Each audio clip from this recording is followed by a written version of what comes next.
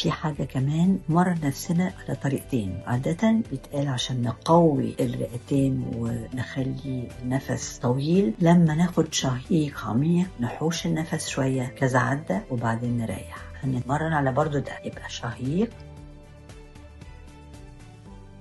أحوش النفس مثلا 1 2 3 4 زفير،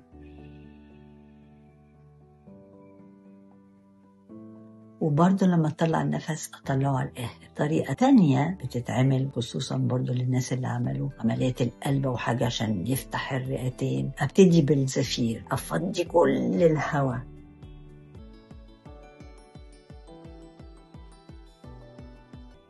خالص خالص خالص خالص، بسيب نفسي عادي لوحدي. هترجع الرئتين تفتح تاني. فالأول أضغطها إن أفضيها على الآخر واسيبها هتفتح تاني. عندنا كذا نوع تمرين للتنفس، مهم نعملهم كذا مرة لغاية ما نحس إن احنا عارفين نتقنهم ونعملهم. بس في حاجة لازم ننبهها، الشخص اللي عنده ضغط عالي مش مفروض يحوش نفسه. كلنا برضو لما نكون بنعمل مجهود غصب عننا هنلاقي مثلا لو احنا بنحاول نفتح علبة وما بنتنفسش، لا بالعكس، واحنا بنعمل مجهود نتنفس عشان الضغط ما يعلاش. اتفقنا؟